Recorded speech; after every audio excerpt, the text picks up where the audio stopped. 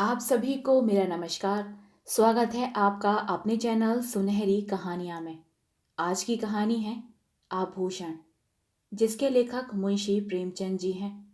कहानी शुरू करने से पहले मेरा आपसे विनम्र निवेदन है, यदि आपको मेरे द्वारा सुनाई गई कहानियाँ पसंद आती हैं तो कृपया कहानी को लाइक, शेयर और चैनल को सब्सक्राइब कीजिएगा। आइए सुनते हैं कहानी आभूषण। आभूषणों की निंदा करना हमारा उद्देश्य नहीं है। हम असहयोग का उत्पीड़न सह सकते हैं, पर ललनाओं के निर्दय घातक वाकबाड़ों को नहीं ओढ़ सकते। तो भी इतना अवश्य कहेंगे कि इस तृष्णा की पूर्ति के लिए जितना त्याग किया जाता है, उसका सदुपयोग करने से महान पद प्राप्त हो सकता है। यद्यपि हमने किसी रूपहीना महिला को आभूषणों की सजावट से रूपवती होते नहीं देखा, तथापि हम यह भी मान लेते हैं कि रूप के लिए आभूषणों की उतनी ही जरूरत है जितनी घर के लिए दीपक की। किंतु शारीरिक शोभा के लिए हम तन को कितना मलिन, चित्त को कितना अशांत और आत्मा को कितना कलुषित बना लेते हैं, इसका हमें कदाचित ज्ञान ही नहीं होता। इस दीपक की ज्योति से आंखें धुंधली हो जाती हैं। यह चमक दमक कितनी ईर्ष्या, कितनी द्वेष, कितनी प्रतिस्पर्धा, कितनी दुश्चिंता और कितनी दुराशा का कारण है, इसकी केवल कल्पना से ही रोंगटे खड़े हो जाते हैं। इन्हें भूषण नहीं, दूषण कहना अधिक उपयुक्त है। नहीं तो यह कब हो सकता था कि कोई नववधु पति के घर आने के तीसरे दिन अपने पति से कहती है कि मेरे पिता ने तुम्हारे पल्ले बांधकर मुझे तो कुएं में धकेल दिया। शीतला आज अपने गांव के ताल्लुकेदार कुंवर सुरेश सिंह की नवविवाहिता वधु को देखने गई थी। उसके सामने ही वह मंत्र मुग्ध सी हो गई। बहू के रूप लावण्य पर नहीं, उसके आभूषणों की जगमगाहट पर उसकी टकटकी लगी रही। और वह जब से लौट कर घर आई, उसकी छाती पर सांप लौटता रहा। अंत को ज्यों ही उसका पति आया, वह उस पर बरस पड़ी और दिल में भरा हुआ गुबार पूर्वोक्त शब्दों में निकल पड़ा। शीतला के पति का नाम विमल सिंह था। उनके पुरखे किसी जमाने में इलाकेदार थे। इस गांव पर भी उन्हीं का 16 आने अधिकार था, लेकिन अब इस घर की दशा हीन हो गई है। सुरेश सिंह के पिता जमींदार के काम में दक्ष थे। विमल सिंह का सब इलाका किसी न किसी प्रकार से उनके हाथ आ गया। विमल के पास सवारी का टट्टू भी न था। उसे दिन में 2 बार भोजन भी मुश्किल से मिलता था। उधर सुरेश के पास हाथी मोटर और कई घोड़े थे। 10-5 बाहर के आदमी नित्य द्वार पर पड़े रहते थे, पर इतनी विषमता होने पर भी दोनों में भाईचारा निभाया जाता था। शादी ब्याह में, मुंडन छेदन में परस्पर आना जाना होता रहता था। सुरेश विद्या प्रेमी थे। हिंदुस्तान में ऊंची शिक्षा प्राप्त करके वह यूरोप चले गए और सब लोगों की शंकाओं के विपरीत वहां से आर्य सभ्यता के परम भक्त बनकर लौटे। वहां के जड़वाद, कृत्रिम भोग लिप्सा और अमानुषिक मदानता ने उनकी आंखें खोल दी थीं। पहले वह घर वालों के बहुत जोर देने पर भी विवाह करने को राजी नहीं हुए थे। लड़की से पूर्व परिचय हुए बिना प्रणय नहीं कर सकते थे। पर यूरोप से लौटने पर उनके वैवाहिक विचारों में बहुत बड़ा परिवर्तन हो गया। उन्होंने उसी पहले की कन्या से बिना उसके आचार विचार जाने हुए विवाह कर लिया। अब वह विवाह को प्रेम का बंधन नहीं, धर्म का बंधन समझते थे। उसी सौभाग्यवती वधु को देखने के लिए आज शीतला अपनी सास के साथ सुरेश के घर गई थी। उसी के आभूषणों की छटा देखकर वह मर्माहत सी हो गई। विमल ने व्यथित होकर कहा, तो माता पिता से कहा होता सुरेश से ब्याह कर देते, वह तुम्हें गहनों से लाद सकते थे। शीतला बोली, तो गाली क्यों देते हो जी? गाली नहीं देता, तुम जैसी सुंदरी को उन्होंने नाहक मेरे साथ ब्याहा। लजाते तो हो नहीं, उल्टे और ताने देते हो। भाग्य मेरे वश में नहीं है, इतना पढ़ा भी नहीं हूं कि कोई बड़ी नौकरी करके रुपए कमाऊं। यह क्यों नहीं कहते कि प्रेम ही नहीं है? प्रेम हो तो कंचन बरसने लगे। तुम्हें गहनों से बहुत प्रेम है? सभी को होता है, मुझे भी है। अपने को अभागिनी समझती हो? हूं ही। समझना कैसा? नहीं तो क्या दूसरों को देखकर तरसना पड़ता है? गहने बनवा दूं तो क्या अपने आप को भाग्यवती समझने लगोगी? चिढ़कर शीतला बोलती है, तुम तो इस तरह पूछ रहे हो जैसे सुनार दरवाजे पर बैठा है। नहीं, सच कहता हूं, बनवा दूंगा। हाँ, कुछ दिन सब्र करना पड़ेगा। समर्थ पुरुष को बात लग जाती है तो प्राण ले लेते हैं। समर्थहीन पुरुष अपनी ही जान पर खेल जाता है। विमल सिंह ने घर से निकल जाने की ठानी। निश्चय किया, या तो इसे गहनों से ही लाद दूंगा या वैधव्य शोक से। या तो आभूषण ही पहनेगी या सिंदूर को भी तरसेगी। दिन भर वह चिंता में डूबा पड़ा रहा। शीतला को उसने प्रेम से संतुष्ट करना चाहा था। आज अनुभव हुआ कि नारी का हृदय प्रेम पाश से नहीं बांधा जा सकता, कंचन के पाश से ही बन सकता है। पहर रात जाते जाते वह घर से चल खड़ा हुआ। पीछे फिर कर कभी न देखा। ज्ञान से जागे हुए विराग में चाहे मोह का संसार हो, पर नैराश्य से जागा हुआ विराग अचल होता है। प्रकाश में इधर की वस्तुओं को देखकर मन विचलित हो सकता है, पर अंधकार में किसका साहस है जो लीक से जौ भर हट सके? विमल के पास विद्या न थी, कला कौशल भी न था। उसे केवल अपने कठिन परिश्रम और कठिन आत्मत्याग का ही आधार था। वह पहले कलकत्ते गया। वहां कुछ दिन तक एक सेठ की अगवानी करता रहा। वहां जो कुछ सुन पाया कि रंगून में मजदूरी अच्छी मिलती है, तो वह रंगून जा पहुंचा और बंदर पर माल चढ़ाने उतारने का काम करने लगा। कुछ तो कठिन परिश्रम, कुछ खाने पीने के असंयम और कुछ जलवायु की खराबी के कारण वह बीमार हो गया। शरीर दुर्बल हो गया, मुख की कांति जाती रही। फिर भी उससे ज्यादा मेहनती मजदूर बंदर पर दूसरा न था। और मजदूर थे, पर यह मजदूर तपस्वी था। मन में जो कुछ ठान लिया था उसे पूरा करना उसके जीवन का एकमात्र उद्देश्य था। उसने घर को अपना कोई समाचार न भेजा। अपने मन से तर्क किया, घर में मेरा कौन हेतु है? जो गहनों के सामने मुझे कौन पूछता है? उसकी बुद्धि यह रहस्य समझने में असमर्थ थी कि आभूषणों की लालसा रहने पर भी प्रणय का पालन किया जा सकता है। और मजदूर प्रातःकाल सेरो मिठाई खाकर जलपान करते थे। दिन भर दम भरकर गांजे, चरस और तमाकू के दम लगाते थे। अवकाश पाते तो बाजार की सैर करते थे। कितनों ही को शराब का शौक था।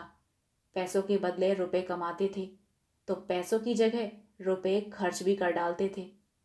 किसी की देह पर साबुत कपड़े न थे, पर विमल उन गिनती के दो चार मजदूरों में था जो संयम से रहते थे, जिनके जीवन का उद्देश्य खा पी कर मर जाने के सिवा कुछ और भी था। थोड़े ही दिनों में उसके पास थोड़ी सी संपत्ति जमा हो गई। धन के साथ और मजदूरों पर दबाव भी बढ़ने लगा। वह प्राय सभी जानते थे कि विमल जाति का कुलीन ठाकुर है। सब ठाकुर ही कहकर उसे पुकारते थे। संयम और आचार सम्मान सिद्धि के मंत्र हैं। विमल मजदूरों का नेता और महाजन हो गया। विमल को रंगून में काम करते हुए 3 वर्ष हो चुके थे। संध्या हो गई थी। वह कई मजदूरों के साथ समुद्र के किनारे बैठा बातें कर रहा था। एक मजदूर ने कहा, यहाँ की सभी स्त्रियां निठुर होती हैं। बेचारा झिंगुर 10 बरस से उसी बर्मी स्त्री के साथ रहता था। कोई अपनी ब्याही जोरू से भी इतना प्रेम न करता होगा। उस पर इतना विश्वास करता था कि जो कुछ कमाता सो उसके हाथ में रख देता था। 3 लड़के थे। अभी कल तक दोनों साथ साथ खाट पर लेटे थे। न कोई लड़ाई, न कोई बात, न कोई चीत। रात को औरत न जाने कहाँ चली गई, लड़कों को छोड़ गई। बेचारा झिंगुर रो रहा है। सबसे बड़ी मुश्किल तो सबसे छोटे बच्चे की है। अभी कुल 6 महीने का है। कैसे जिएगा, भगवान ही मालिक। विमल सिंह ने गंभीर भाव से कहा। गहने बनवाता था कि नहीं? मजदूर बोला। रुपए पैसे तो औरत के ही हाथ में थे, गहने बनवाती उसका हाथ कौन पकड़ता? दूसरे मजदूर ने कहा। गहनों से तो लदी हुई थी, जिधर से निकल जाती थी झम झम की आवाज से कान भर जाते थे। विमल बोला। जब गहने बनवाने पर भी निठुराई की तो यही कहना पड़ेगा कि यह जाति ही बेवफा होती है। इतने में एक आदमी आकर विमल सिंह से बोला। चौधरी, अभी मुझे एक सिपाही मिला था, वह तुम्हारा नाम, गांव और बाप का नाम पूछ रहा था। कोई बाबू सुरेश सिंह है? विमल ने सशंक होकर कहा। हाँ हैं तो, मेरे गांव के इलाकेदार और बिरादरी के भाई हैं। आदमी बोला। उन्होंने थाने में कोई नोटिस छपवाया है कि जो विमल सिंह का पता लगाएगा उसे 1,000 रुपये का इनाम मिलेगा। विमल बोला। तो तुमने सिपाही को सब ठीक ठीक बता दिया? आदमी बोला। चौधरी, मैं कोई गवार हूं क्या? समझ गया दाल में कुछ काला है, नहीं तो कोई इतने रुपए क्यों खर्च करता। मैंने कह दिया कि उनका नाम विमल सिंह नहीं जसोदा पांडे है। बाप का नाम सख्यू बताया और घर जिला झांसी में। पूछने लगा यहाँ कितने दिन से रहता है। मैंने कहा कोई 10 साल से। तब कुछ सोच कर चला गया। सुरेश बाबू से तुमसे कोई अदावत है क्या चौधरी? विमल बोला। अदावत तो नहीं थी, मगर कौन जाने उनकी नीयत बिगड़ गई हो, मुझ पर कोई अपराध लगाकर मेरी जगह जमीन पर हाथ बढ़ाना चाहते हूं। तुमने बड़ा अच्छा किया कि सिपाही को उड़नझाई बताई। आदमी बोला। मुझसे कहता था कि ठीक ठीक बता दो तो 50 रुपए तुम्हें भी दिला दूं। मैंने सोचा आप तो 1,000 की गठरी मारेगा और मुझे 50 रुपए दिलाने को कहता है। फटकार बता दी। एक मजदूर बोला। मगर जो 200 रुपए देने को कहता तो तुम ठीक ठीक नाम ठिकाना बता देते। क्यों? धत तेरे लालची की। आदमी लज्जित होकर बोला। 200 रुपए नहीं, 2,000 रुपए भी देता तो ना बताता। मुझे ऐसा विश्वासघात करने वाला मत समझो, जब जी चाहे परख लो। मजदूरों में यूं वाद विवाद होता ही रहा। विमल आकर अपनी कोठरी में लेट गया। वह सोचने लगा, अब क्या करूं? जब सुरेश जैसे सज्जन की नीयत बदल गई तो अब किसका भरोसा करूं? नहीं, अब बिना घर गए काम नहीं चलेगा। कुछ दिन और न गया तो फिर कहीं का ना होऊंगा। 2 साल और रह जाता तो पास में पूरे 5,000 रुपये हो जाते। शीतला की इच्छा कुछ पूरी हो जाती। अभी तो सब मिलाकर 3,000 ही होंगे। इतने में उसकी अभिलाषा ना पूरी हो सकेगी। खैर, अभी चलूं, 6 महीने में फिर लौट आऊंगा। अपनी जायदाद तो बच जाएगी। नहीं, 6 महीने तक रहने का क्या है? आने जाने का 1 महीना लग जाएगा। घर में 15 दिन से ज्यादा न रहूंगा। वहां कौन पूछता है आऊं या रहूं, मरूं या जीऊं? वहां तो गहनों से प्रेम है। इस तरह मन में निश्चय करके वह दूसरे दिन रंगून से चल पड़ा। संसार कहता है कि गुण के सामने रूप की कोई हस्ती नहीं। हमारे नीति शास्त्र के आचार्यों का भी यही कथन है, पर वास्तव में यह कितना भ्रममूलक है। कुंवर सुरेश सिंह की नववधु मंगला कुमारी गृह कार्य में निपुण, पति के इशारे पर प्राण देने वाली, अत्यंत विचारशीला, मधुर भाषिणी और धर्म भीरू स्त्री थी, पर सौंदर्य विहीन होने के कारण पति की आंखों में कांटे के समान खटकती थी। सुरेश सिंह बात बात पर उस पर झुंझलाते, पर घड़ी भर में पश्चाताप के वशीभूत होकर उसे क्षमा मांगते, किंतु दूसरे ही दिन वही कुत्सित व्यापार शुरू हो जाता। विपत्ति यह थी कि उनके आचरण अन्य रईसों की भांति भ्रष्ट न थे। वह दाम्पत्य जीवन ही में आनंद, सुख, शांति, विश्वास, प्राय सभी ऐहिक और पारमार्थिक उद्देश्य पूरा करना चाहते थे और दाम्पत्य सुख से वंचित होकर उन्हें अपना समस्त जीवन नीरस, स्वादहीन और कुंठित जान पड़ता था। फल यह हुआ कि मंगला को अपने ऊपर विश्वास न रहा। वह अपने मन से कोई काम करते हुए डरती कि स्वामी नाराज होंगे। स्वामी को खुश रखने के लिए अपनी भूलों को छिपाती, बहाने करती, झूठ बोलती, नौकरों को अपराध लगाकर आत्मरक्षा करना चाहती। पति को प्रसन्न रखने के लिए उसने अपने गुणों की, अपनी आत्मा की अवहेलना की, पर उठने के बदले वह पति की नजरों से गिरती ही गई। नित्य नए श्रृंगार करती, पर लक्ष्य से दूर होती जाती थी। पति की एक मधुर मुस्कान के लिए, उनके अधरों के एक मीठे शब्द के लिए उसका प्यासा हृदय तड़प तड़प कर रह जाता था। लावण्य विहीन स्त्री वह भिक्षुक नहीं है जो चंगुल भर आटे से संतुष्ट हो जाए। वह भी पति का संपूर्ण अखंड प्रेम चाहती है, और कदाचित सुंदरियों से अधिक, क्योंकि वह इसके लिए असाधारण प्रयत्न और अनुष्ठान करती है। मंगला इस प्रयत्न में निष्फल होकर और भी संतप्त होती थी। धीरे धीरे पति पर से उसकी श्रद्धा उठने लगी। उसने तर्क किया कि ऐसे क्रूर, हृदय शून्य, कल्पनाहीन मनुष्य से मैं भी उसी का सा व्यवहार करूंगी। जो पुरुष रूप का भक्त है वह प्रेम भक्ति के योग्य नहीं। इस प्रत्याघात ने समस्या और भी जटिल कर दी। मगर मंगला कि केवल अपनी रूपहीनता का ही रोना न था। शीतला का अनुपम रूप लालित्य भी उसकी कामनाओं का बाधक था, बल्कि यह उसकी आशालताओं पर पड़ने वाला तुषार था। मंगला सुंदरी न सही, पर पति पर जान देती थी। जो अपने को चाहे उससे हम विमुख नहीं हो सकते।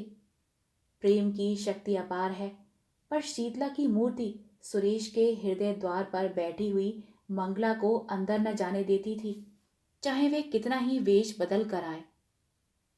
सुरेश इस मूर्ति को हटाने की चेष्टा करते थे, उसे भला निकाल देना चाहते थे, किंतु सौंदर्य का आधिपत्य धन के आधिपत्य से कम दुर्निवार नहीं होता। जिस दिन शीतला इस घर में मंगला का मुख देखने आई थी, उसी दिन सुरेश की आंखों ने उसकी मनोहर छवि की एक झलक देख ली थी।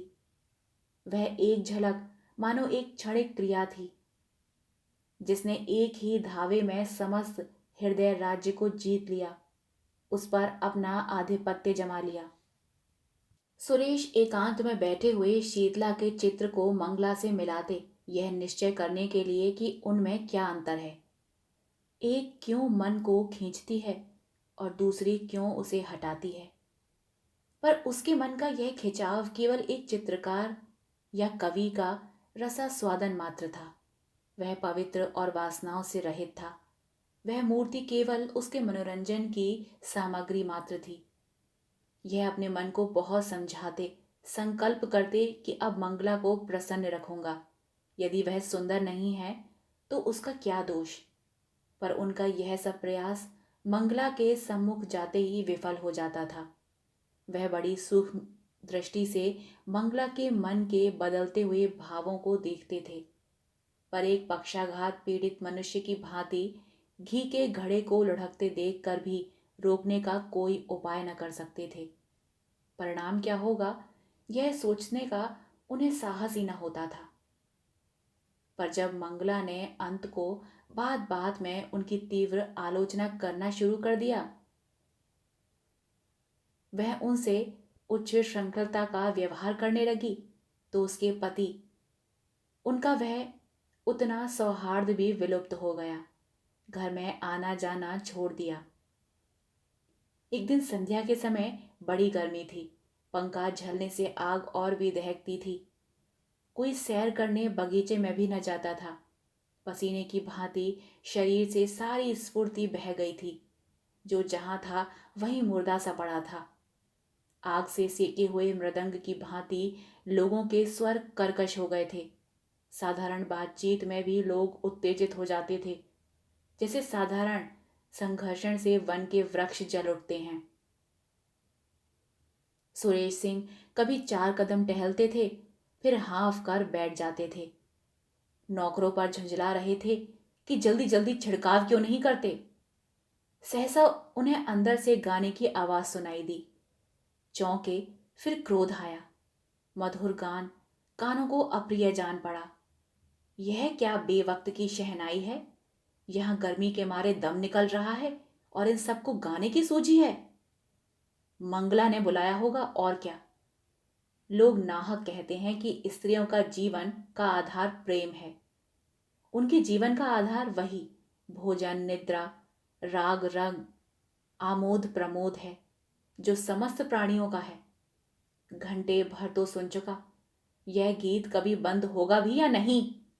सब व्यर्थ में गला फाड़ फाड़ कर चिल्ला रही हैं। अंत को न रहा गया। जनान खाने में आकर बोले, यह तुम लोगों ने क्या कांव कांव मचा रखी है। यह गाने बजाने का कौन सा समय है।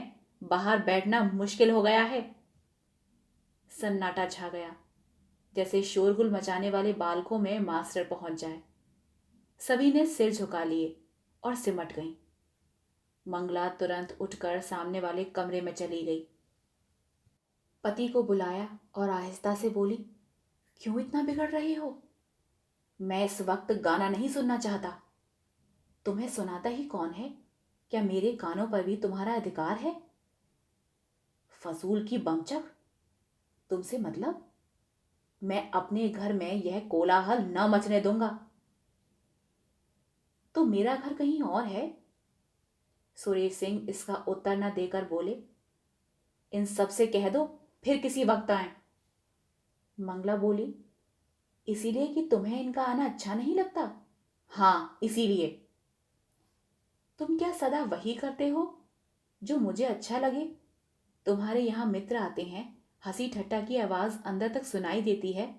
मैं कभी नहीं कहती कि इन लोगों का आना बंद कर दो। तुम मेरे कामों में दखलंदाजी क्यों करते हो। सुरेश ने तेज होकर कहा, इसीलिए कि मैं घर का स्वामी हूं। तुम बाहर के स्वामी हो, यहां मेरा अधिकार है। क्यों व्यर्थ की बकबक करती हो। मुझे चिढ़ाने से क्या मिलेगा। मंगला जरा देर चुपचाप खड़ी रही। वह पति के मनोगत भावों की मीमांसा कर रही थी। फिर बोली, अच्छी बात है। जब इस घर में मेरा कोई अधिकार नहीं तो ना रहूंगी। अब तक भ्रम में थी, आज तुमने वह भ्रम मिटा दिया। मेरा इस घर पर अधिकार कभी नहीं था। जिस स्त्री का पति के हृदय पर अधिकार नहीं, उसका उसकी संपत्ति पर भी कोई अधिकार नहीं हो सकता। सुरेश ने लज्जित होकर कहा, बात का बतंगड़ क्यों बनाती हो। मेरा यह मतलब न था। कुछ का कुछ समझ गई। मंगला बोली, मन की बात आदमी के मुंह से अनायास ही निकल जाती है। सावधान होकर हम अपने भाव को छिपा लेते हैं।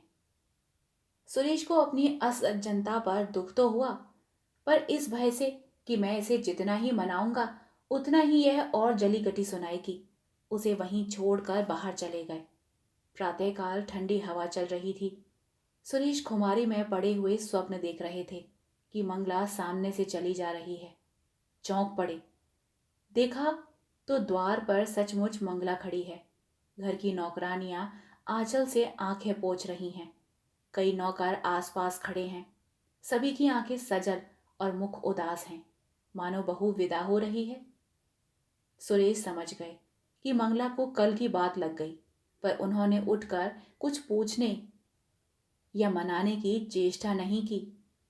यह मेरा अपमान कर रही है, मेरा सर नीचा कर रही है।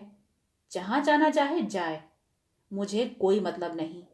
यूं बिना कुछ पूछे गछे चले जाने का अर्थ है कि मैं इसका कोई नहीं। फिर मैं इसे रोकने वाला कौन हूं। वह यूं ही जड़वत पड़े रहे और मंगला चली गई। उनकी तरफ मुंह उठाकर भी न ताका। मंगला पांव पैदल चली जा रही थी। एक बड़े ताल्लुकदार की औरत के लिए यह मामूली बात न थी। हर किसी को हिम्मत न पड़ती थी कि उससे कुछ कहे। पुरुष उसकी राह छोड़कर किनारे खड़े हो जाते थे। नारियां द्वार पर खड़ी करुण कौतूहल से देखती थीं और आंखों से कहती थीं, हाय निर्दयी पुरुष, इतना भी ना हो सका कि एक डोला पर बिठा तो देता। इस गांव से निकलकर उस गांव में पहुंची जहां शीतला रहती थी। शीतला सुनते ही द्वार पर आकर खड़ी हो गई और मंगला से बोली, बहन जरा यहां आकर दम ले लो। मंगला ने अंदर जाकर देखा तो मकान जगह जगह से गिरा हुआ था। दालान में एक वृद्धा खाट पर पड़ी थी। चारों ओर दरिद्रता के चिन्ह दिखाई देते थे। शीतला ने पूछा, यह क्या हुआ? मंगला बोली, जो भाग्य में लिखा था। शीतला बोली, कुंवर जी ने कुछ कहा सुना था। मुंह से कुछ न कहने पर भी तो मन की बात छिपी नहीं रहती। अरे तो क्या अब यहां तक नौबत आ गई? दुख की अंतिम दशा संकोचहीन होती है। मंगला ने कहा, चाहती तो अब भी पड़ी रहती, उसी घर में जीवन कट जाता, पर जहां प्रेम नहीं, पूछ नहीं, मान नहीं, वहां अब नहीं रह सकती। तुम्हारा मैका कहाँ है? मैं के कौन मुंह लेकर जाऊंगी? तब कहाँ जाओगी तुम? मंगला बोली, ईश्वर के दरबार में। पूछूंगी कि तुमने मुझे सुंदरता क्यों नहीं दी, बदसूरत क्यों बनाया। बहन, स्त्री के लिए इससे अधिक दुर्भाग्य की बात नहीं कि वह रूपहीन हो। शायद पहले जन्म की पिशाचनियां ही बदसूरत औरतें होती थीं। रूप से प्रेम मिलता है और प्रेम से दुर्लभ कोई वस्तु नहीं है। यह कहकर मंगला उठ खड़ी हुई। शीतला ने उसे रोका नहीं। सोचा इसे क्या खिलाऊंगी, आज तो चूल्हा जलने की भी कोई आशा नहीं। उसके जाने के बाद वह देर तक बैठी सोचती रही, मैं कैसी अभागिन हूं, जिस प्रेम को न पाकर यह बेचारी जीवन को त्याग रही है, उसी प्रेम को मैंने पांव से ठुकरा दिया। इसे जेवर की क्या कमी थी? क्या ये सारे जड़ाऊ जेवर इसे सुखी रख सके? इसने उन्हें पांव से ठुकरा दिया। उन्हीं आभूषणों के लिए मैंने अपना सर्वस्व खो दिया। हाँ, न जाने वह कहाँ है, किस दशा में है। अपनी लालसा को, तृष्णा को वह कितनी ही बार धिक्कार चुकी थी। मंगला की दशा देखकर आज उसे आभूषणों से घृणा हो गई। विमल को घर छोड़े 2 साल हो गए थे। शीतला को अब उनके बारे में भांति भांति की शंकाएं होने लगी थीं। आठों पहर उनके चित्त में ग्लानि और शोभ की आग सुलगा करती थी। देहात के छोटे मोटे जमींदारों का काम डांट डपट छीन झपट से ही तो चला करता है। विमल की खेती बेगार में होती थी। उसके जाने के बाद सारे खेत परती रह गए। कोई जोतने वाला ना मिला। इस ख्याल से कि सांझे पर भी किसी ने न जोता कि कहीं बीच में विमल सिंह आ गए तो साझेदार को अंगूठा दिखा देंगे। आसामियों ने लगान न दिया। शीतला ने महाजन से रुपए उधार लेकर काम चलाया। दूसरे वर्ष भी यही कैफियत रही। अब की महाजन ने रुपए नहीं दिए। शीतला के गहनों के सिर गई। दूसरा साल समाप्त होते होते घर की सब लेई पूंजी निकल गई। फाके होने लगे। बूढ़ी सास, छोटा देवर, ननद और आप, 4 प्राणियों का खर्चा था। नाते रिश्तेदार भी आते ही रहते थे। उस पर यह और मुसीबत हुई कि मैके में एक फौजदारी हो गई। पिता और बड़े भाई उसमें फंस गए। 2 छोटे भाई, एक बहन और माता, 4 प्राणी और सिर पर आ डटे। गाड़ी पहले मुश्किल से चलती थी, अब जमीन में धंस गई। प्रातःकाल से कलह आरंभ हो जाता। समधिन समधिन से, साले बहनोई से गुथ जाते। कभी तो अन्न के अभाव से भोजन ही न बनता, कभी भोजन बनने पर भी गाली गलौज के कारण खाने की नौबत न आती। लड़के दूसरे के खेतों में जाकर गन्ने और मटर खाते। बुढ़िया दूसरे के घरों में जाकर अपना दुखड़ा रोती और ठकुर सोहाती करती। पुरुष की अनुपस्थिति में स्त्री के मैके वालों का प्राधान्य हो जाता है। इस संग्राम में प्राय विजय पताका मैके वालों के ही हाथ में रहती है। किसी भांति घर अनाज आ जाता तो उसे पीसे कौन। शीतला की माँ कहती, 4 दिन के लिए आई हूं तो क्या चक्की चलाऊं? सास कहती, खाने की बेर तो बिल्ली की तरह लपकेगी, पीसते क्यों जान निकलती है। विवश होकर शीतला को अकेले पीसना पड़ता। भोजन के समय वह महाभारत मचता कि पड़ोस वाले तंग आ जाते। शीतला कभी माँ के पैर पड़ती, कभी सास के चरण पकड़ती, लेकिन दोनों ही उसे झिड़क देती। माँ कहती, तूने यहाँ बुलाकर हमारा पानी उतार लिया। सास कहती, मेरी छाती पर सौत लाकर बिठा दी, अब बातें बनाती है। इस घोर विवाद में शीतला अपना विरह शोक भूल गई। सारी अमंगल आशंकाएं, शंकाएं इस घोर विरोधाग्नि में शांत हो गईं। बस अब यही चिंता थी कि इस दशा से छुटकारा कैसे हो। माँ और सास दोनों ही का यमराज के सिवा और कोई ठिकाना न था, पर यमराज उनका स्वागत करने के लिए बहुत उत्सुक नहीं जान पड़ते थे। सैकड़ों उपाय सोचती, पर उस पथिक की भांति जो दिन भर चलकर भी अपने द्वार ही पर खड़ा हो, उसकी सोचने की शक्ति निश्चल हो गई थी। चारों तरफ निगाहें दौड़ाती कि कहीं कोई शरण का स्थान है, पर कहीं निगाह न जमती। एक दिन वह इसी नैराश्य की अवस्था में द्वार पर खड़ी थी। मुसीबत में चित्त की उद्विग्नता में, इंतजार में द्वार से हमें प्रेम हो जाता है। सहसा उसने बाबू सुरेश सिंह को सामने से घोड़े पर जाते देखा। उसकी आंखें उसकी ओर फिरी, आंखें मिल गईं। वह झिझक कर पीछे हट गई, किवाड़े बंद कर लिए। कुंवर साहब आगे बढ़ गए। शीतला को खेद हुआ कि उन्होंने मुझे देख लिया।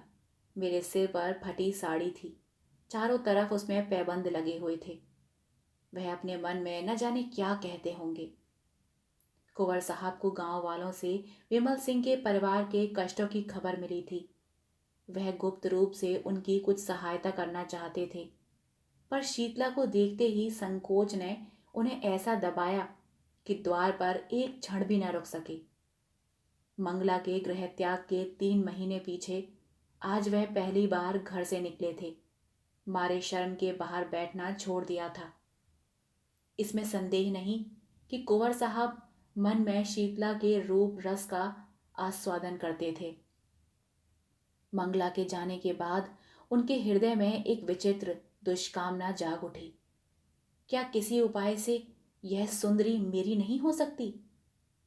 विमल का मुद्दत से पता नहीं, बहुत संभव है कि अब वह संसार में न हो, किंतु वह इस दुष्कल्पना को विचार से दबाते रहते थे।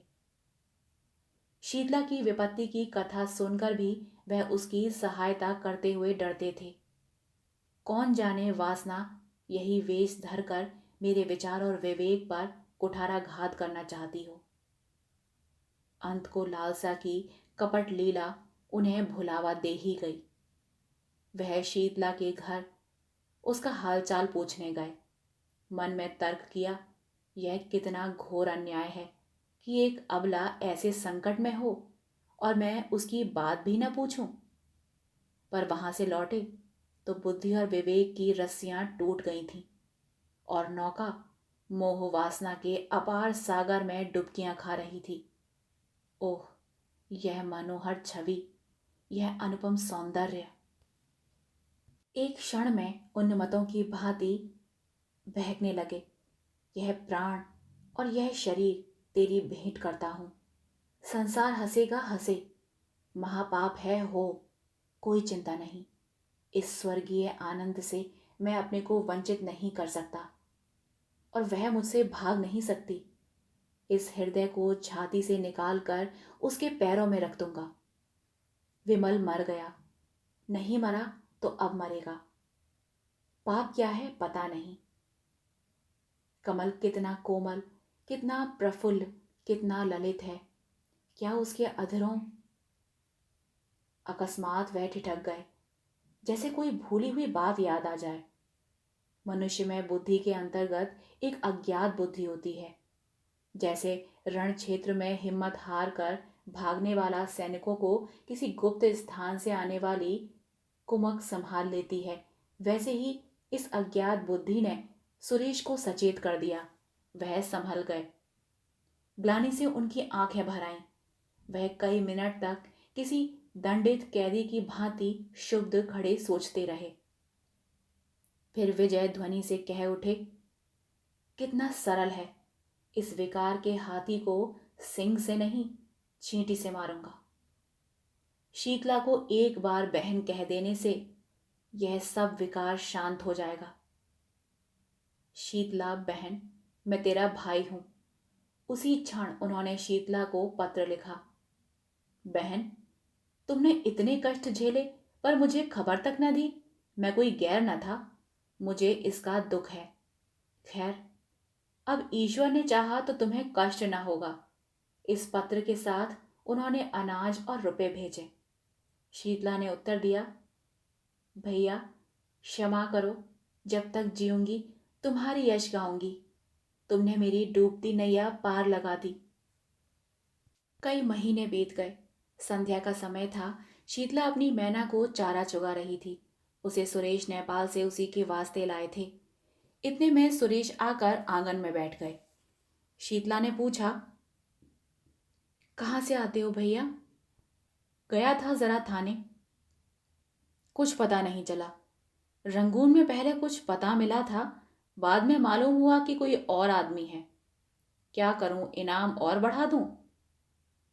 तुम्हारे पास रुपए बड़े हैं, फूको। उनकी इच्छा होगी तो आप ही आ जाएंगे।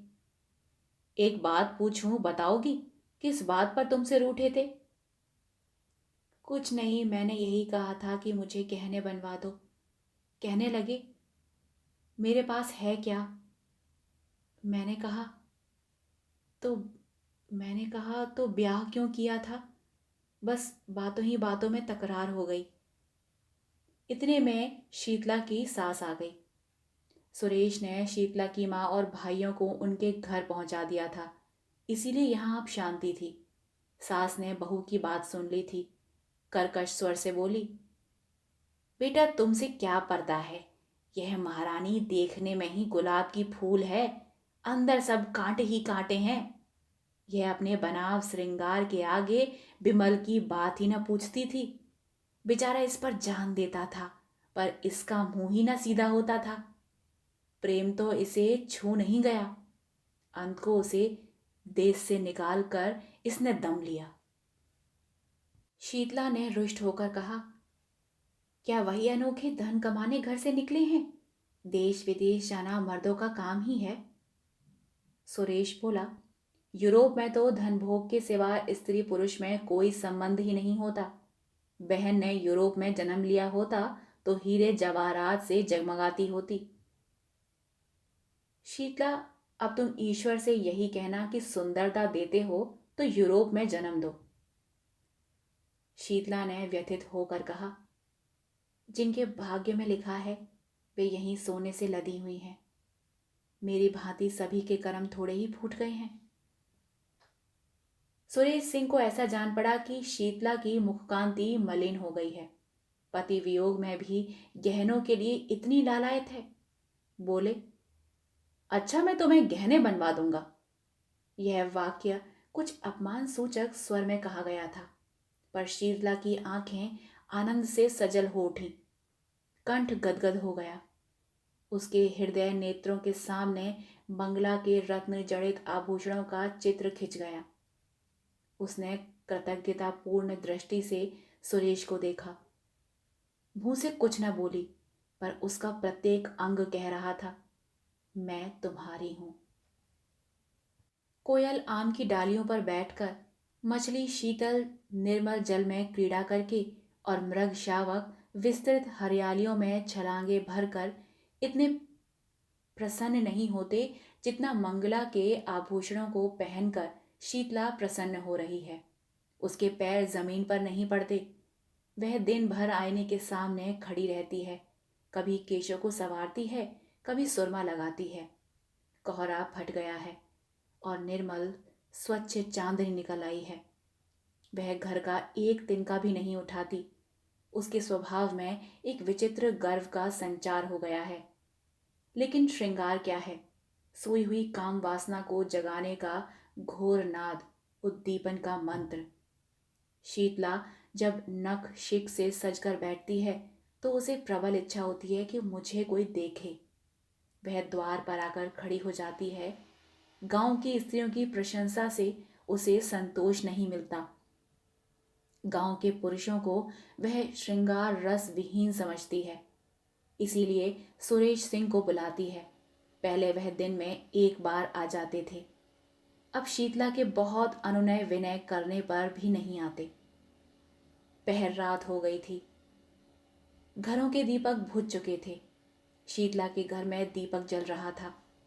उसने कुंवर साहब के बगीचे से बेले के फूल मंगवाए थे और बैठी हार गूंथ रही थी।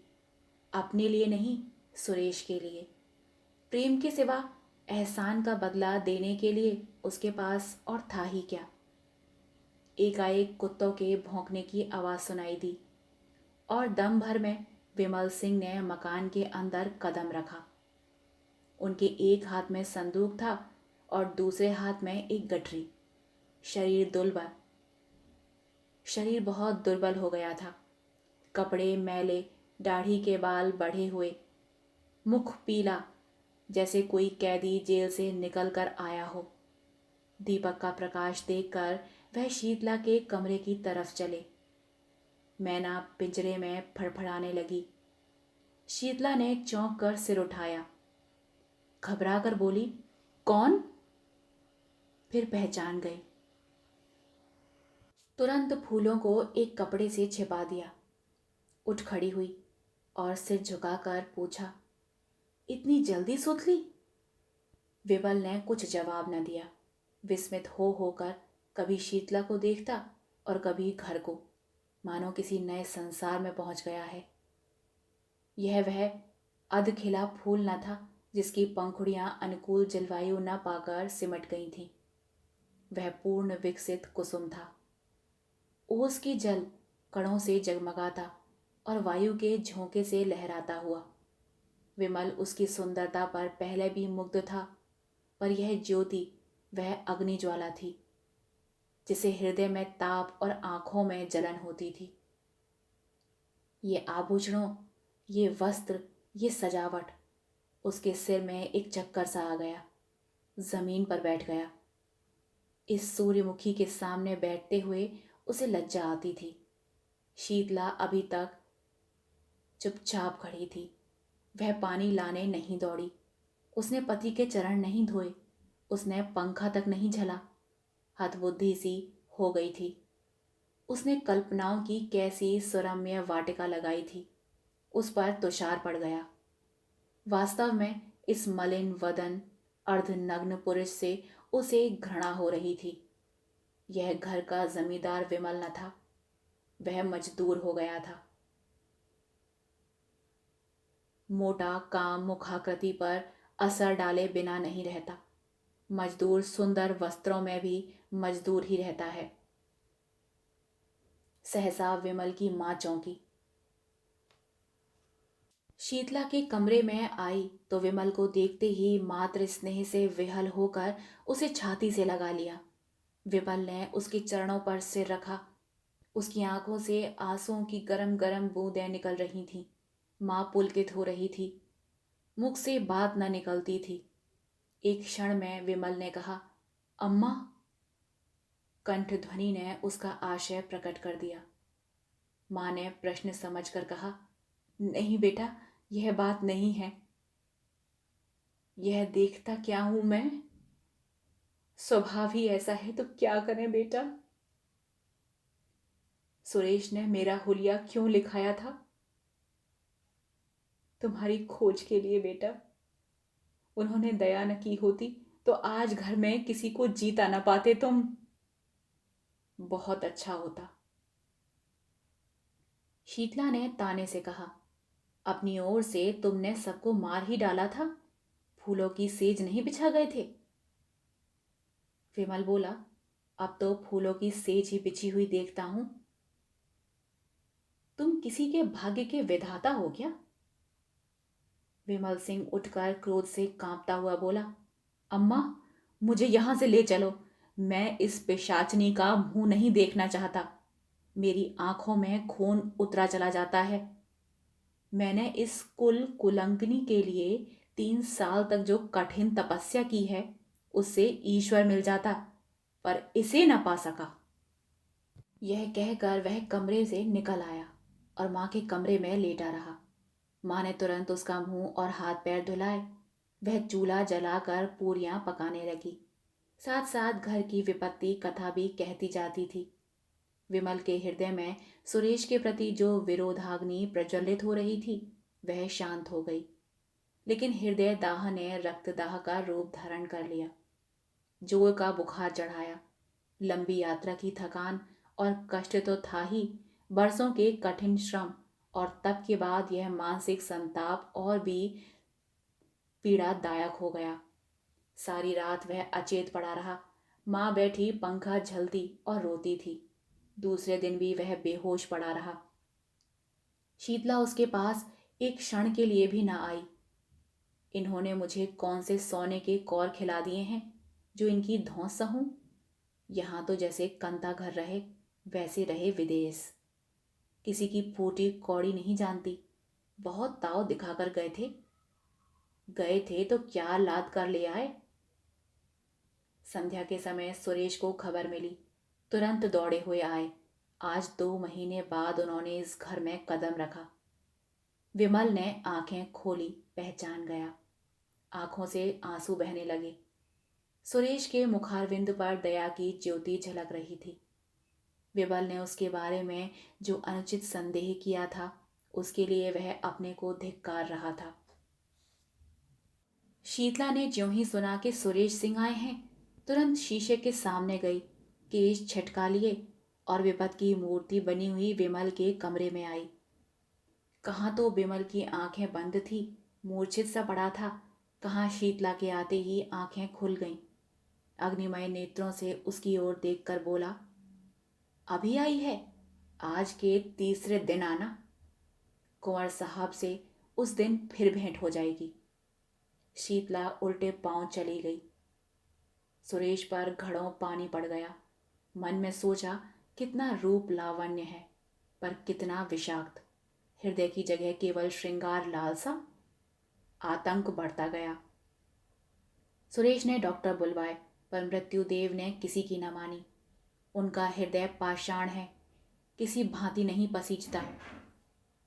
कोई अपना हृदय निकाल कर रख दे, आंसुओं की नदी बहा दे, पर उन्हें दया नहीं आती।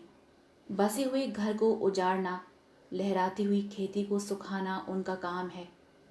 और उनकी निर्दयता कितनी विनोदमय है। यह नित्य नए रूप बदलते रहते हैं। कभी दामिनी बन जाते हैं, कभी पुण्यमाला, कभी सिंह बन जाते हैं तो कभी सियार, कभी अग्नि के रूप में दिखाई देते हैं तो कभी जल के रूप में।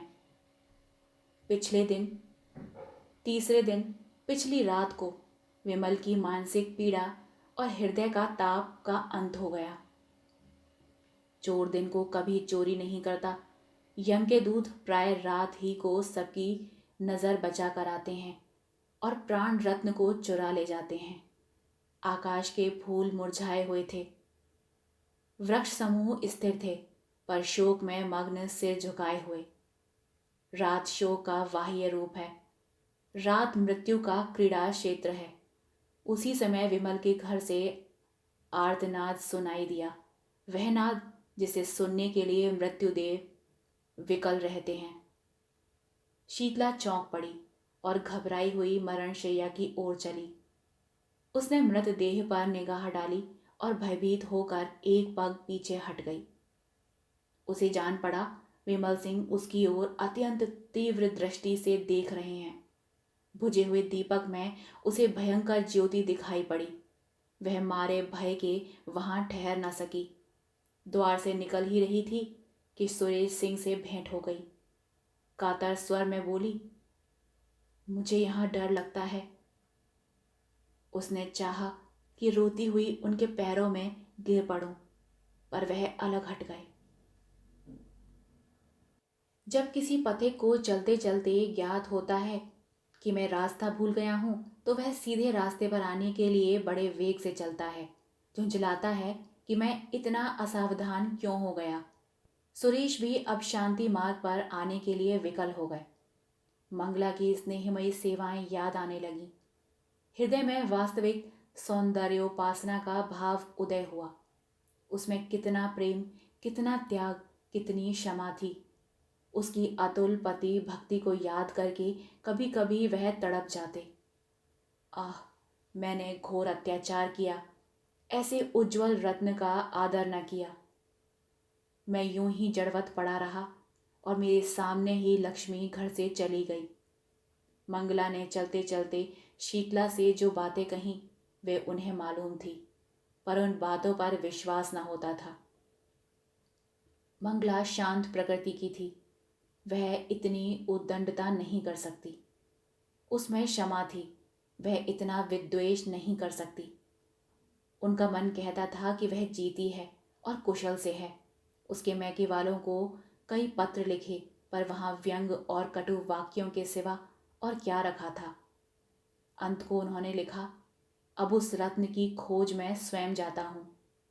या तो लेकर आऊंगा या कहीं मुंह में कालिख लगाकर डूब मरूंगा। इस पत्र का उत्तर आया, अच्छी बात है, जाइए, पर यहां से होते हुए जाइएगा। यहां से भी कोई आपके साथ चला जाएगा। सुरेश सिंह को इन शब्दों में आशा की झलक दिखाई दी। उसी दिन प्रस्थान कर लिया, किसी को साथ नहीं लिया। ससुराल में किसी ने उनका प्रेममय स्वागत नहीं किया। सभी के मुंह फूले हुए थे। ससुर जी ने तो उन्हें पति धर्म का एक लंबा उपदेश दिया। रात को जब वह भोजन करके लेटे तो छोटी साली आकर बैठ गई और मुस्कुराकर बोली, जीजा जी, कोई सुंदरी अपने रूपहीन पुरुष को छोड़ दे, उसका अपमान करे, तो आप उसे क्या कहेंगे? सुरेश गंभीर स्वर से कुटिला। साली बोली, और ऐसे पुरुष को जो अपनी रूपहीन स्त्री को त्याग दे? पशु। और जो पुरुष विद्वान हो? पिशाच। साली हंसकर, तो मैं भागती हूं, मुझे आपसे डर लगता है। सुरेश बोला, पिशाचों का प्रायश्चित भी तो स्वीकार हो जाता है। शर्त यह है कि प्रायश्चित सच्चा हो। यह तो वह अंतर्यामी ही जान सकते हैं। साली बोली, सच्चा होगा तो उसका फल भी अवश्य मिलेगा, मगर दीदी को लेकर इधर से ही लौटिएगा। सुरेश की आशा नौका फिर डगमगाई। गिड़गिड़ा कर बोले, प्रभा, ईश्वर के लिए मुझ पर दया करो, मैं बहुत दुखी हूं। साल भर से ऐसा कोई दिन नहीं गया कि मैं रोकर ना सोया हूं। प्रभा ने उठकर कहा, अपने किए का क्या इलाज? जाती हूं, आराम कीजिए। एक क्षण में मंगला की माता आकर बैठ गई और बोली, बेटा, तुमने तो बहुत पढ़ा लिखा है, देश विदेश घुमाए, सुंदर बनने की कोई दवा कहीं नहीं देखी? सुरेश ने विनय पूर्वक कहा, माता जी, अब ईश्वर के लिए और लज्जित न कीजिए। तुमने तो मेरी प्यारी बेटी के प्राण ले लिए, मैं क्या तुम्हें लज्जित करूं? मेरे जी में तो आता है कि तुम्हें ऐसी ऐसी सुनाऊं कि तुम भी याद करोगे, पर मेहमान हो, क्या जलाऊं तुम्हें? आराम करो। सुरेश आशा और भय की दशा में पड़े करवटें बदल रहे थे कि एकाएक द्वार पर किसी ने धीरे से कहा, जाती क्यों नहीं, जागते तो हैं? किसी ने जवाब दिया, ला जाती है।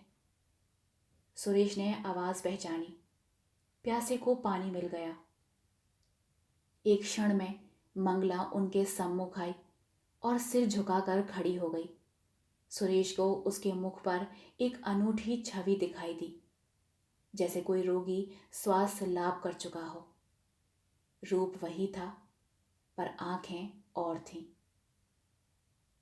आप सुन रहे थे कहानी आभूषण। आशा करती हूँ आपको यह कहानी पसंद आई हो। कहानी पसंद आई हो तो कृपया कहानी को लाइक, शेयर और चैनल को सब्सक्राइब कीजिएगा। मिलते हैं एक नई कहानी के साथ। तब तक के लिए धन्यवाद।